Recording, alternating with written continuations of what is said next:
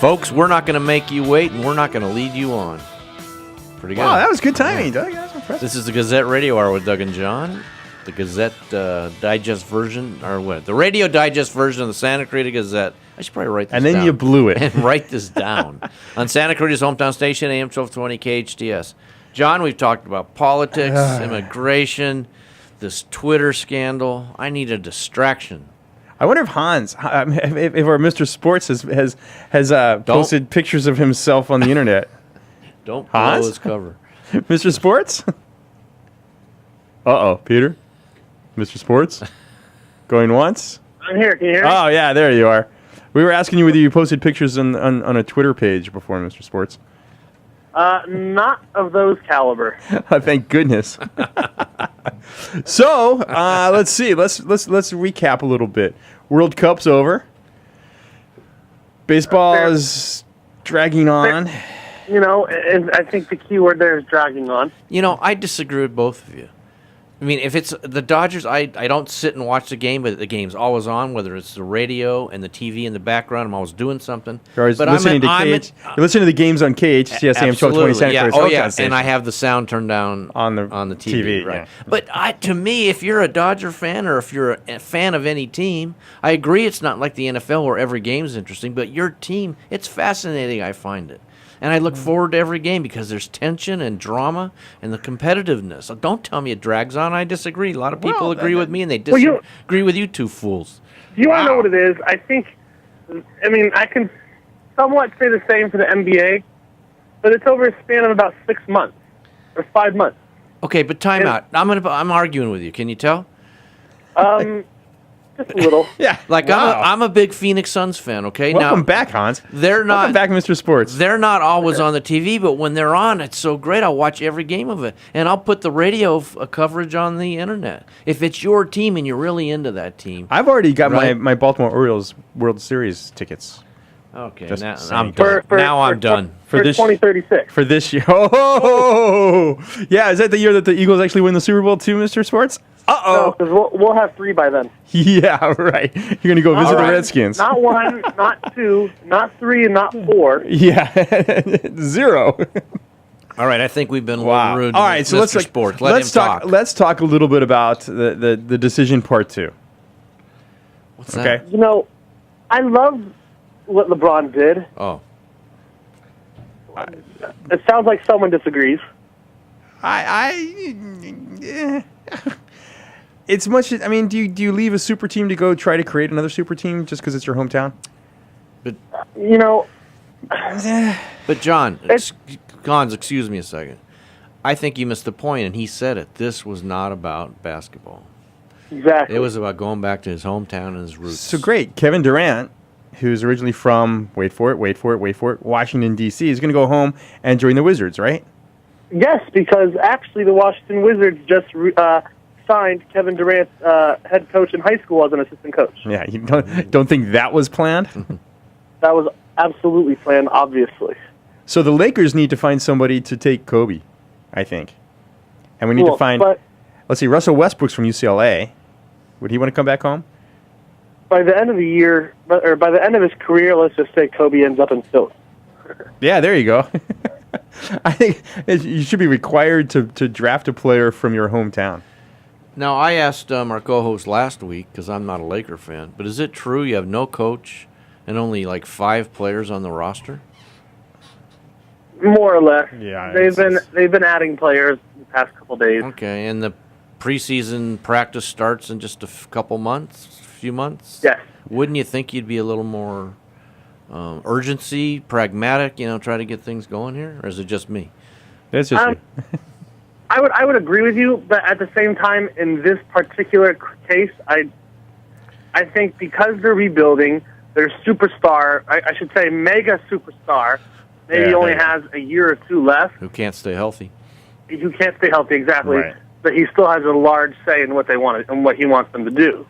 Which is a whole other story. Yeah. So you have to be cautious. Yeah, it just I don't know whether I like this whole look at me, I'm a great player, I'm going to get my max contract, but I'm going to go play for my hometown. Aren't I fabulous? After being such a jerk in the first decision. I'm taking my talents to South Beach. I mean, he's a great basketball player. Thank you. Move along. You don't have to be a great human being. And I agree. And I don't think he is necessarily. I don't think he is. But I think if Cleveland gets Kevin Love. Oh, wait a minute. Oh, no, he's from Seattle or up north. Portland. Dang it. I was hoping he was from California. Maybe he could, come and help the Lakers. And you know what, John? Real quick, I want to backtrack a little bit. You said you talked about Kevin Durant and being from Washington. Yeah. Well, I read an article the other day, and I just pulled it up, and it was talking for a couple teams they put together if a lot of the stars were to go play with their hometown team. Oh, there you go. And I'm curious to whether you want to hear what your Wizards would be like. Oh, absolutely. So at the point guard of the number 1, you'd have Ty Lawson. That's not bad. From Clinton, Maryland. Yeah. At the 2, you would have Rudy Gay from Baltimore. Yep. At the 3, you would have Carmelo Anthony from Baltimore. Exactly. Ooh. At the 4, you would have Kevin Durant from D.C. Yep. And at the 5, you would have Roy Hibbert from Philadelphia. That's not a bad team. That's not a bad team. But why think about it? Because it ain't going to happen. It's not going to happen. It's not going to happen. Mr. Sports, can you hang on after the break? I got other questions for you. We got other stuff to talk about. And I have other answers. There you go. All right, you're listening to the Doug and John Show on AM-1220 KHTS, Santa Clarita's hometown station. We'll be right back. We are back, folks, on AM-1220 KHTS, Santa Clarita's hometown station. It's the Gazette Radio Hour, the radio digest version of the Santa Clarita Gazette and free classifieds for all you need to know to be in the know. You got it right. It's a walk-off. Doug's dropped his headset. He's leaving the studio. Get back here. We got Mr. Sports on line. This is important stuff. Okay, go. All right, so we were chatting off the air. Mr. Sports, do you like the salary cap? Tough question. I got to pick a side, don't I? Yeah, I take baseball. Okay, they have a luxury tax, but not really a salary cap. Versus like basketball, where you have to be concerned about and you're treating expiring contracts and football. Well, football is bad, but not quite as bad as basketball. You know, I want to say yes. Most of the parts of me want to say no, because why do you have to limit yourself? Why does the league have to limit a team from wanting to be superior? Yeah, does that make sense? Absolutely, and I think that creates the dynasties of the Yankees who go out and buy championships. Yeah, but then you've got the small market teams who don't have the regional contracts. But now everybody does. It seems like they're all making the same amount of money. All salary cap and a luxury cap. All they're trying to do is have competitiveness. What's the word I'm looking for? Parity. And when the Dodgers and the Yankees have to pay that luxury tax, what happens? It gets divided out amongst the other teams. So in theory, they're supposed to take that money and get good players, but they don't do that. In theory, but when you have a cap, it kind of evens the playing field. Okay. But what I don't like, and tell me if you agree, Mr. Sports, is when they have to make decisions on a player, not so much on his skills, but on his salary. Do I dump this salary? Do I keep it? You might let some guy go that's really good because you just don't want to pay him. Yeah. Or do you match it? And I think that when you were talking about that, Doug, the first example that came to mind for me was Chandler Parsons. Yeah. Does that ring a bell at all? Yeah. Yeah. Oh, yeah. That probably hurts him. He's kind of turning up a little bit. And I was discussing with a friend. I think it was right around after the Spurs won the finals.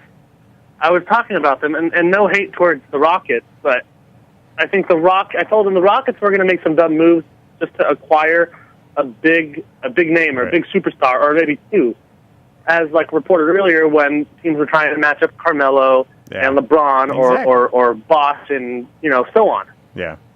Yeah. But when you put so much emphasis on players like that and you end up striking out, that puts you in a huge hole. Exactly. Yep. All right, another important question, completely changing the subject. Would you have grooved one to Derek Jeter in the All-Star game? I'm sorry, I only got part of that. Would you have grooved a pitch to Derek Jeter in the All-Star game? To Derek Jeter, yes. Yeah, you have to. You don't admit it. Yeah, you don't come out and say it. Yeah. What's his name did. I guarantee you what's his face? The pitcher grooved one to Cal Ripken in the All-Star game. Cal Ripken took it hard. But. All right, I'm changing the subject. All right. Here we go. Because we've got a lot of Dodger fans out there in listener land on KHTS. So it's the same subject. Yeah, exactly. Yeah, kind of. Okay, second half. The Dodgers start off, Mr. Sports, with what I think it's 26, their next 26 games with teams with a winning record, and they are have a losing record against teams with a winning record. I think the next 26 games are pivotal to their success. In their second half. What do you think, sir? I think, as John and I were saying, the season drags on. This is when I think a lot of people start to watch it because, like you said, it gets pivotal.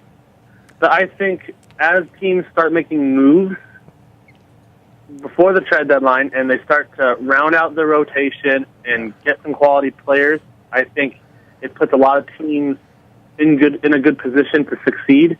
And I think with the Dodgers, they have the right backing. It's just a matter if their rotation gets healthy. So to answer your question is, I think they'll be fine. So if you were Ned Coletti, what would you do coming up to the trade deadline? Oh, that's easy. Jonathan Papelbon. Papelbon, huh? I'm just saying in general, what would you beef up? And what would you be willing to trade? Would you willing to trade Carl Crawford? You know, I was reading an article that was talking about Matt Kemp. Yeah, he wants to be traded. And he wants to be traded, but the ultimate, I wouldn't say he wants to be traded. He wants to play. Right. So no matter where that may be, whether it's with your hometown Orioles or in a small market like Tampa, maybe you guys can work out a deal in which maybe, hypothetically speaking, maybe David Price comes into L.A. and maybe Tampa Bay receives a Matt Kemp.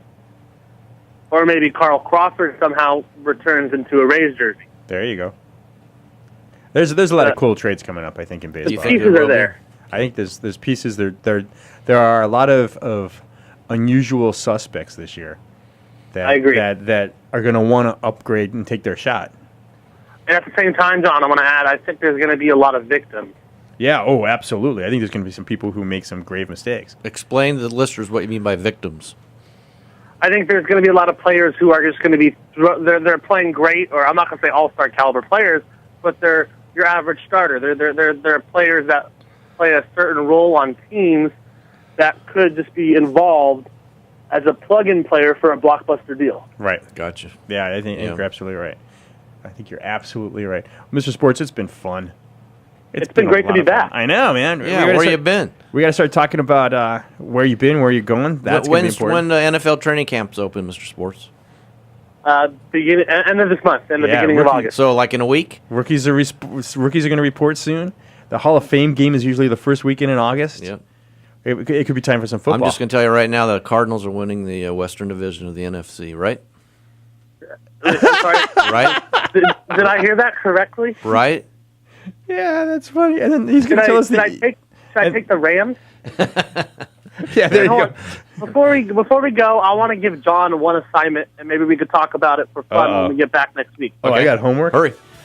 Because of the whole dilemma with the Redskins team name, I want you to think about some team names. There we go. All right. Thanks, Mr. Sports. You got it. Have a good week. Thanks, Mr. Sports. All right, guys. Bye. All right, Santa Clarita, we are out of here. We will talk to you next week. Bye-bye. Have fun.